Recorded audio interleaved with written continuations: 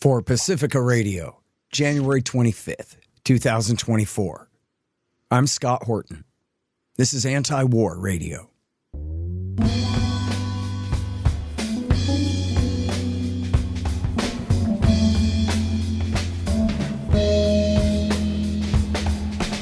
All right, y'all, welcome to the show. It is Anti-War Radio. I'm your host, Scott Horton. I'm editorial director of antiwar.com and author of the book Enough Already, Time to End the War on Terrorism. You can find my full interview archive, well, as of today, more than 6,000 of them now, going back to 2003, at scotthorton.org and at youtube.com/Scott Horton Show. And you can follow me on Twitter, if you dare, at Scott Horton Show. All right, introducing Brad Pearce, the Wayward Rabbler. That's the name of his blog on Substack, where he wrote this very important piece, A Hannibal Directive by Any Other Name. Welcome back to the show, Brad. How you doing? All right, I'm doing well. Thank you for having me back on. Well, I'm really happy to have you here. It's a very important piece of journalism, and people may be more familiar with Max Blumenthal and Aaron Mate's work at the Gray Zone on this subject, but I know that you've been writing about this since really the very beginning of the current round of fighting in October, and that is the question of Israeli friendly fire and embellished atrocities, and you really make the connection between the two here. So can we start with, I guess, your understanding of what it is that Hamas actually did that day, and then we can get into the comparisons to some of the embellished narratives? Okay, well, I mean, firstly, yeah, I've been more on the atrocity propaganda side of it. Max was well ahead of me on, suggesting that Israel may have itself caused a large number of civilian casualties. But, I mean, in short, it's hard to say exactly what happened since it's been so thick with, disinformation. But what we can assume here is that, mostly what Hamas did was actually what you would consider a military operation that was largely aimed at, bringing hostages back to Gaza. I think the one thing that people are struggling with is that there's just absolutely no way that they thought that the Israeli Defense Forces would fail in the way that they did, because no one ever makes a plan expecting your enemy to perform as poorly as Israel did. And then from there, Israel was, at best extremely irresponsible about avoiding Israeli civilian casualties, and further, just an absolutely insane number of general people poured in from Gaza. According to the Ynet News report, they would say at least 20,000 people, which, I find hard to believe, but the IDF also couldn't believe it, which is, literally couldn't believe it, which is part of what caused them to make so many bad decisions. Mm-hmm. Now, I've seen some telegram footage of Hamas certainly committing atrocities, killing Israeli civilians at their kibbutzes and on the roads, and there are, I guess, credible reports of them throwing grenades into shelters, this kind of thing. There's scenes from the rave where there's, a giant pile of bodies where apparently they've all been shot at point blank range, this kind of thing. So they didn't only attack military bases, right? They did kill civilians that day, or do you disagree with that? Well, the first thing I would say is that Hamas are basically terrorists, whereas Israel wants us to believe that the IDF are the most moral army in the world. So I think it's reasonable to, hold them to different standards based on what they're claiming about themselves. But, the one video I saw that was very credible, was Hamas shooting the people on the road, which probably, it's obviously wrong to kill civilians. I would assume that did actually have the military utility of they, didn't want them to call in to Israel's 911 or whatever to say terrorists had breached the country. But, in a lot of these situations, we can't really be sure who did anything. For example, in that terrible New York Times Screams Without Words article, one of the instances they talk about, they specifically say the people were in civilian clothes and, were carrying knives and a hammer. So, there's no reason to believe that was any sort of professional military group as opposed to just random lunatics, basically. Right. And so talk more about that, once the fence was breached, it is clear, I think you wrote about there was this poor Filipino worker who was beheaded, but a Thai worker. But yeah, it's not clear at all who did that, but it was, random people in plain clothes. I mean, the thing, if you know anything about how human functions, you know how dangerous humans are when they get into any sort of mob mentality like this, especially people that have been, abused for a long period of time. There's, always really bad excesses in any situation like this. But you also just have to figure that it's the most irresponsible people within Gaza's entire society that would go running out of the fence in this situation, whether that be, children that had never been outside of the fence before, or hardened criminals that wanted to loot, or, random rapists that wanted to rape someone. It's not going to be the, most responsible, normal people that go running out there and become, a looting mob, basically doing a pogrom against Israel. Mm-hmm. Well, and look, for people listening on the radio today and making assumptions, I'm certainly no apologist for Hamas, and neither is my guest. I actually, as many know, have an extended family member who was caught up and killed in this thing, apparently by them, and who was an innocent civilian, not a combatant. And regardless of that, I would still feel the exact same way about it. Anyway, as you said, they are terrorists. They have a history even of suicide attacks and killing civilians. And we're going to talk specifically about some of the embellished atrocities here and possibly the casualty numbers. And I think it's important for a lot of different reasons, but one of them is it calls to question the motive of Hamas in waging the attack the way that they waged it. For example, I have a friend of mine named Cohen who we kind of had a conversation going back and forth on Twitter there about, my original argument that Hamas did this in order to provoke this terrible reaction, and then in order to provoke all the counter reactions and all the destabilization in the region and the re-politicization of this issue when all attention had been turned to Eastern Europe, for example, and the Abraham Accords were getting pushed through over their dead body and this kind of thing, right? But then, my buddy was saying that, geez, it looks to him like they were just trying to take hostages and that it wasn't so much meant to be this massive terrorist attack against civilians. That only kind of got made up after the fact. But it sort of seems like, yes, they attacked civilians in large numbers, and also it was embellished by the Israelis. I don't know if it was embellished enough that it really calls into question the purpose of the attack or not. It seems to me like it's both. The taking the hostages as well as provoking. I mean, they know they're messing with Benjamin Netanyahu here, these guys, Yeah, so I was the first person that published anything thorough on the just horribly corrupt rescue organization Zaka after this all happened, and they're a major source of atrocity propaganda. And that was on October 18th. And, at the time I did say that it appears that, the intention of Hamas was to provoke Israel, into overreacting in a way that was going to cause all of these problems and cause them to go charging like a bull into Gaza, which they ended up being more careful about invading Gaza than I kind of expected that they would have been. And so, you have to imagine that was part of what they were intending. I mean, at the same time, Hamas themselves, not that they're really trustworthy or anything, have claimed that, Israel turned out to be a paper tiger and that they really did not expect the attack to go like this. So, I would assume it's kind of both of them. But, we know, or at least according to Ynet, Israel blew up 70 cars returning to Gaza. So, we know a good amount of the destruction was caused by Israel's response. Yeah. All right. So now let's talk about that.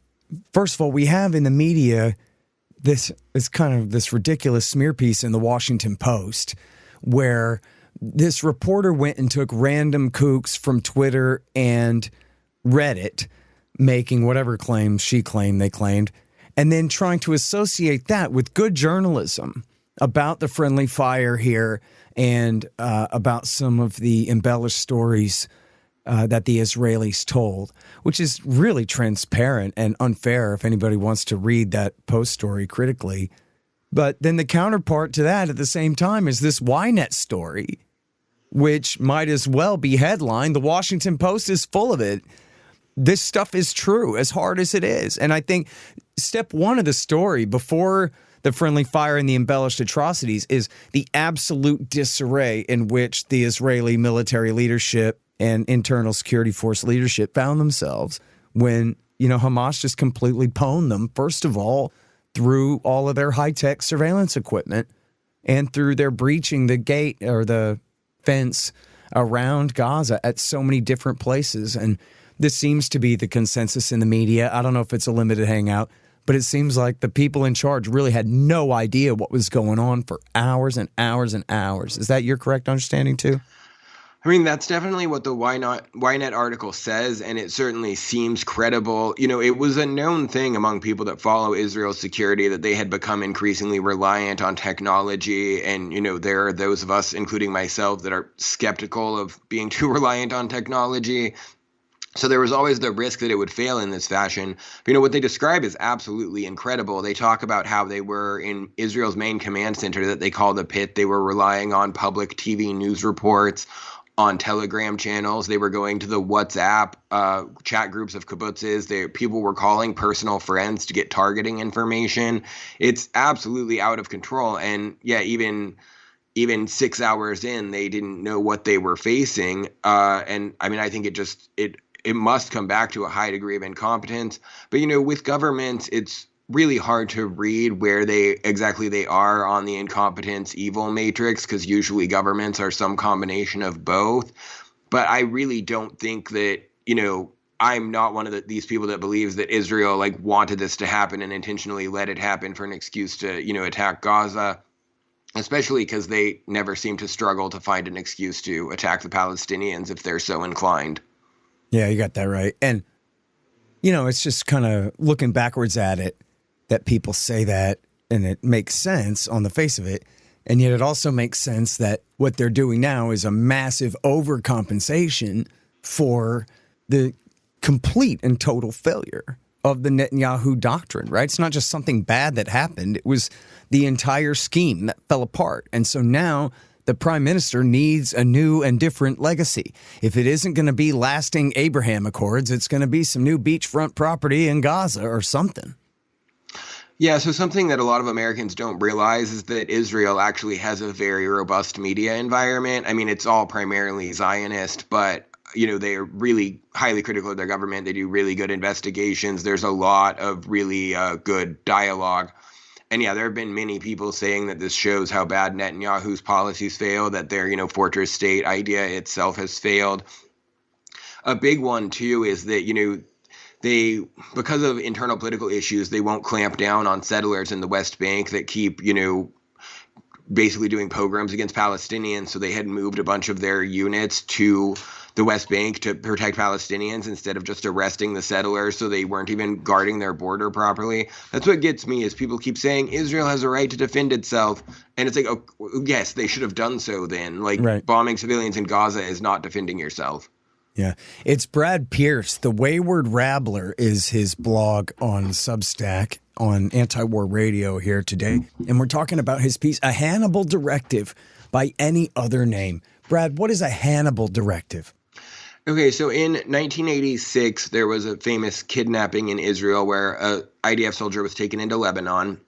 And so they set up a protocol that basically says that they're allowed to put an IDF hostage's life in danger in order to stop the kidnappers from taking them, back and being held hostage. And the way the IDF would describe this is that this, for example, allows you to snipe out the tires of a car that they're fleeing in, which sounds reasonable. And, they will specifically say it never has allowed you to do an airstrike, that would kill everyone in the car. It's never allowed you to, it never applied to civilians. It never authorized killing, Israelis in any way. The lead ethicist of the IDF's code of ethics, called it unlawful, unethical, and horrifying that they intentionally shelled this kibbutz Berry, it's called, where they, shelled it with a tank knowing 14 people were inside. Anyway, it was always highly controversial in Israel.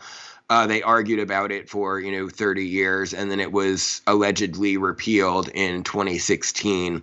But they replaced it with something that the public the text has never been made public. So we don't know what their current actual protocol is. But within Israel, it's now quite widely considered that, at least in some instances, they, followed this and decided that it was better to kill the hostages instead of dealing with them being hostages. Hey, y'all, I got a new coffee sponsor, Mundo's Artisan Coffee at mundosartisancoffee.com. When I wake up in the morning, I feel like my brain is all dried out. I need to pour a hot mug of rich, tasty coffee all over it to get it back working again, like 10W30 for the noggin. Though not necessary, it helps if the coffee tastes good. Well, Mundo's Artisan Coffee does taste good. They get the best beans from all around the world, and they don't burn them. Support the show and support your brain at mundosartisancoffee.com. Just click the link in the right margin at scotthorton.org. Hey guys, I had some wasps in my house, so I shot them to death with my trusty Bug Assault 3.0 model with the improved salt reservoir and bar safety. I don't have a deal with them, but the show does earn a kickback every time you get a Bug Assault or anything else you buy from Amazon.com by way of the link in the right-hand margin on the front page at scotthorton.org. So keep that in mind. And don't worry about the mess. Your wife will clean it up. Well, folks, sad to say, they lied us into war. All of them. World War I, World War II, Korea, Vietnam, Iraq War I, Serbia, Afghanistan, Iraq War II, Libya, Syria, Yemen. All of them. But now you can get the ebook, All the War Lies, by me for free.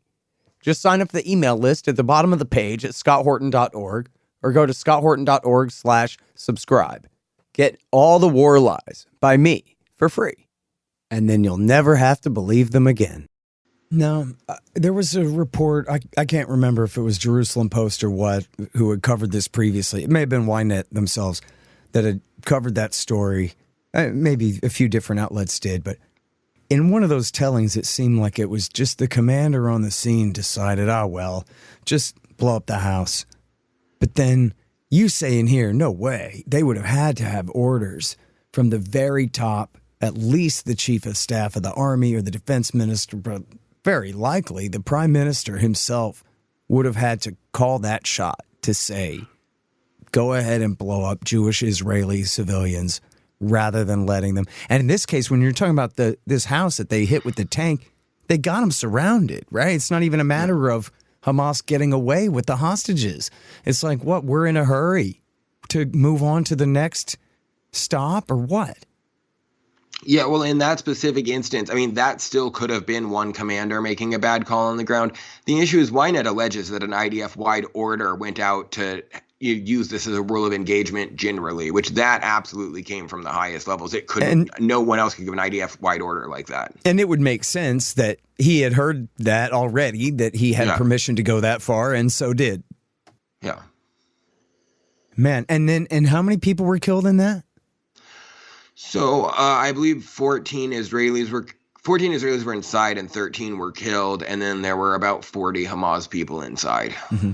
And then, so from the very beginning, all those casualties were blamed on Hamas, which obviously they're somewhat responsible, but they played this whole thing down. They lied or omitted the tank fire for at least a few weeks there, right? And so these people were held up as, being completely burned and their bodies desecrated and so forth in the ISIS style by Hamas, right? Yeah, well, and even though the Israeli media will cover this stuff, they go to really big lengths to frame it. So there was a different Ynet article that was, about what is the Hannibal Directive, and they spent seriously like a whole paragraph explaining that no matter what happens, it's always Hamas's fault that the people died. It's like, no, I'm pretty sure if they take a hostage and you airstrike the hostage, it is your fault that the hostage died. Yeah, it's completely crazy. And you know what? The good thing about responsibility is it's a quality, not a quantity. So you can divide it up however you want. The hostage takers can own their share, and the people who order the airstrike along with them, or the tank strike in this case. Talk about the fires in the cars, because this is something that's very confusing to me still. I mean, we saw pictures almost immediately right out of the rave of all these cars that were burned. They seem to not be otherwise destroyed. And they also seem to be devoid of any bodies. It seems like the people had already, those particular people from that parking lot had already been either killed and their bodies removed, or they had been taken alive. And then someone came and burned their cars. Then, of course, there's a whole other set of pictures of, well, and there's the articles that you talk about the helicopters. So, I'll have you address that. But then there's all the pictures of, I don't know if they're the same cars or not, many burned cars in this parking lot, many of them destroyed. And look, I'm not an Army guy and I'm not a munitions expert, but I've seen cars blown up by Hellfire missiles and by rockets from helicopters, and they usually are blown to smithereens, whereas these cars all seem to be very heavily damaged, but they almost seem like they just had been stacked on top of each other before and then moved. Like all of their roofs are caved in. They don't necessarily look like they've been strafed, but again, I'm not an expert. They've certainly all been torched beyond belief. But can you help me or us make sense of all this, Brad? I mean, what I can tell you is that from the second that they showed that footage, it seemed obvious to me that there was no chance that that happened with, small human carried arms like rocket propelled grenades or whatever. So, I mean, I thought that was suspicious right away. And it also seemed apparent, that was where they had collected all of the various burned cars. But yeah, I also thought the damage pattern was strange, with the ones that were returning to Gaza, the 70 they destroyed, it was with anything you would destroy them with. So, drone strikes or artillery or whatever else. But yeah, I also thought that damage pattern was strange. And, I was slow to believe that Israel actually did this. I'm actually less conspiratorial than a person might think. And yeah, I immediately said, like, there's just absolutely no way. Like, I don't know what happened to these cars, but this did not happen just from Hamas showing up and, firing at them. So I couldn't tell you, but it amazes me that Israel thought that they could show the world that and claim that Hamas had caused that damage. And it amazes me even more that it actually worked on a lot of people. Yeah. Well, now, it's still very puzzling, though, and unsolved mystery to me in a lot of ways. But can you talk about the different reports about the helicopters firing on the people? Because the way I read that, the most incriminating paragraphs really talked about them firing at anybody coming out of Gaza. And then I guess there was a bit about them hitting cars headed toward Gaza. But the new Ynet story, I forget if the original thing I had read was Ynet or not, but the new Ynet story sheds more light on that. Is that correct? Yeah, so the original story was from Haaretz, and I have to admit that I thought that Max Blumenthal went too far extrapolating from this at the time, and it just basically said that some of the people at the Nova Music Festival were hit by helicopter fire. And, that could easily be a good faith accident in such a, hot, difficult situation. But later they gave an order, to the helicopters to kill anything that comes within our territory. And I read that to not mean, our territory as in Israel, but our territory as in the section that, you're controlling right now from the air. And I mean, that's basically a kill anything that moves directive. And then they said that they later claimed that the Hamas people had been trained to not run from the helicopters because it would cause people to think that they were Israeli civilians. Which, I mean, that hardly makes sense except as an excuse for having shot a bunch of people that you shouldn't have or something. But yeah, so that was their claim. And it does seem as if they just assigned the helicopters just not leave anything alive within the space they were covering.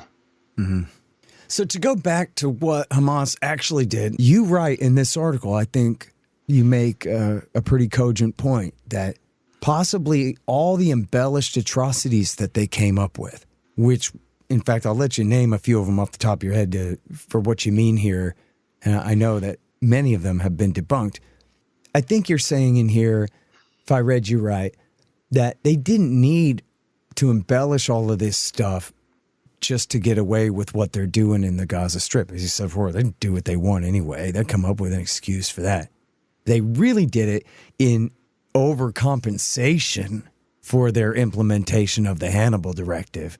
This is really what they were changing the subject from, was the Hannibal Directive, which if the public had found out immediately about that, things might have been quite different. Yeah, so I mean, a lot of what I deal with is, narratives and propaganda and stuff like that, and trying to suss the truth out of the media. But so something to think about here is kind of the only comparable, American situation we have to what it appears happened, is the Waco massacre. Except the thing with that is that, they said these are like religious weirdos in a pedophile cult or whatever, and that's how the government justified what they did.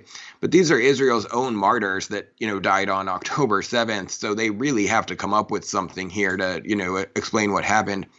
And yeah, to me, it absolutely only makes sense if they knew right away that they had caused a completely unacceptable amount of friendly fire casualties. So then, from there, we had the 40 dead babies thing, which, the gray zone exposed the guy that made that claim was like a settler terrorist, basically. And he didn't even make that claim. He just said 40 babies, some of them decapitated, which wasn't true either. Then we had Yossi Landau from Zaka, who's been like the worst perpetrator, claim that he saw, a family tied up, the children tied together on the table and tortured to death in front of their tied up parents. There's the absolutely insane story from the New York Times Screams Without Words article about cutting a woman's breast off with a box cutter and then playing with it, and just all sorts of stuff like this that it's just absolutely out of control. And, each time you use Twitter as well, each time there were all these people, I mean, the Barry Weisses of the world, as I said in the article, that then, they demand like, oh, how are people such monsters? How do they not now see what Hamas is and all this other stuff like this? And it's like, dude, we understand the story and we don't believe it. It's not that we think these things are true and don't care. If you actually read the New York Times article, you will see that they could not find a single person that had experienced this, and they only had, vague witness testimony. And they didn't even prove that what actually did happen they could attribute to Hamas. Yeah, and witness testimony by people who are proven liars in other cases. Like one guy's making a claim about a rapey witness, or was it a woman making this claim? It was the same person who claimed to have seen Hamas carrying around 3 heads of decapitated women, which never happened, and no one else in the Israeli regime claims that happened other than her. But this is the star witness for the New York Times. Yeah, well, it's funny. Yossi Landau's a 9/11 survivor, and I didn't pick this up when I did my article, but, he had said that he went rushing there because he was like a first responder type of person, and then the building collapsed and he got trapped under the rubble. I guess he told someone else at a different time he was on like the 20th story of one of the Twin Towers when it was hit, and gave a completely different story about that. So, beyond the fact that he covered for a serial pedophile for 20 years, he's like a proven liar about his own life as well. And then once again, the one guy was like convicted of inciting racial hatred in the West Bank or something like that. And yeah, all of the people that they're getting to do this are some of like the worst people in the world when you actually look up who they are and what they've done and, their history of a lack of truthfulness. Mm-hmm. And think about how much racial hatred you'd have to incite to get indicted and prosecuted for that in Israel. That's incredible. Oh, right. It's like the Jim Crow South or something. Yeah, man. Oh, and, we should reiterate that Max Blumenthal and Aaron Mate have the great debunking of that New York Times story where they go through, that's like really the authoritative fisking of those claims by Jeffrey Gettleman. Yes. And the rest of them. And then, so this goes to my last question, which is something that you were tweeting about this morning, which is just the absolute refusal of the American TV and newspaper media to cover this at all. They just won't. And so to, I guess, the Washington Post readership and most Americans, if they heard anything about these stories at all, they would think this is the conspiracy theory rather than all the ridiculous made-up claims of the Israeli government and America's major media that never retracted them. Yeah, so, I did that simply because I was working on another short piece about that and didn't feel that the search bars of these sites was a good link to use. But yeah, the New York Times hasn't mentioned the Hannibal Directive since 2016 when it was repealed. The Washington Post has not mentioned it at all. And, I can understand the fact that they don't want to give a voice to, anti-Israel alternative media and stuff like that. But the editorial board of Haaretz demanded an investigation into if the Hannibal Protocol was implemented in the Kibbutz Be'eri incident on January 8th. So that every newsroom in America gets and reads Haaretz, and especially has since October 7th. So I can appreciate them not dealing with other aspects of this, but the fact that Haaretz editorial board demanded an investigation into if the Hannibal Directive was implemented absolutely is newsworthy in and of itself. So there's no excuse. But the one thing I would like to say is it's not like some order went out through the media to not talk about this. People only become editors of the New York Times and the Washington Post and USA Today and everywhere else if they're really good at knowing what they are or are not supposed to talk about and are careful about this sort of thing. So it's implicit throughout the entire media environment in the U.S. to not expose things about Israel like this. It is not, centrally being directed by anyone. Which is why they are really failing and are no longer the mainstream media. They're just the corporate media. The mainstream media is the alternative media now for exactly this reason, that on Twitter you can find out that the Israelis are talking about this, and you can see the contrast that, wow, the people at the Post and the Times and USA Today and ABC, CBS, NBC, CNN must hate our guts. They must have such contempt for us that they think that we can't read Haaretz on the internet. Yeah, right, exactly. I mean, and unfortunately for them, I do read Haaretz on the internet, so... Man, so you don't have to fly to Tel Aviv and get the newspaper out of the box for $1.50? You can look it up online yourself. And you can find The Wayward Rabbler on Substack, and here is his great new article, A Hannibal Directive by Any Other Name, a great rundown of the catastrophe of October the 7th. That's Brad Pearce, everybody. Thank you so much for your time on the show, Brad. Thank you for having me on. All right, y'all, and that is Anti-War Radio for today. I'm your host, Scott Horton. Find the full interview archive, 6,000 of them now, going back to 2003, at scotthorton.org. And you can follow me on Twitter, at Scott Horton Show. I'm here every Thursday from 2:30 to 3 on KPFK. 90.7 FM in LA. See you next week.